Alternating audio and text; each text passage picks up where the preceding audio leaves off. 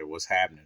So I've been watching the Angie Stone interview. She's on Vlad TV, and she's also talking to Cam Newton, former NFL quarterback, and she been talking about the industry. She was talking about her association. She talked about the politics of it.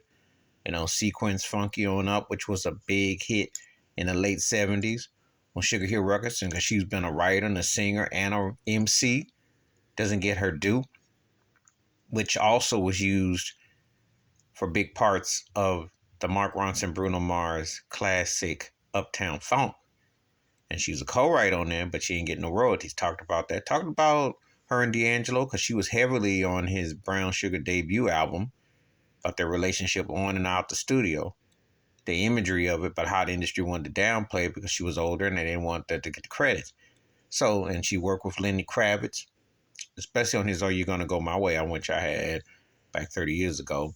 And then she worked with Prince, Make My Sunshine. So she's worked with big names, done a lot of work, done a lot of things. Very versatile catalog, very versatile artistry, you know. Um, but the politics of the industry, what they want to show. And she talked about her relationship with Clive Davis, and she hit records and did different things. But you should take heed to how she's talking about what the imagery and the journalists and the game, how the game is, and what they don't want you to say. So it's very mafia related. It's like, don't say that, don't do this, don't wear that, don't be this, don't know that. The politics within the game, within the game. One of my favorite songs that she ever did was "Brother," which was a socially conscious song. She was acknowledging black men, which is still a novelty. You don't see that every day, especially black artists, female artistry that do that, to just say that.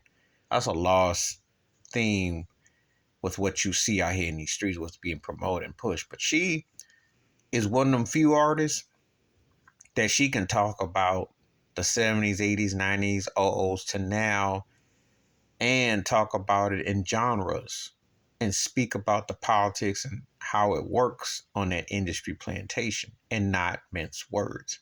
So I would say check out her interviews.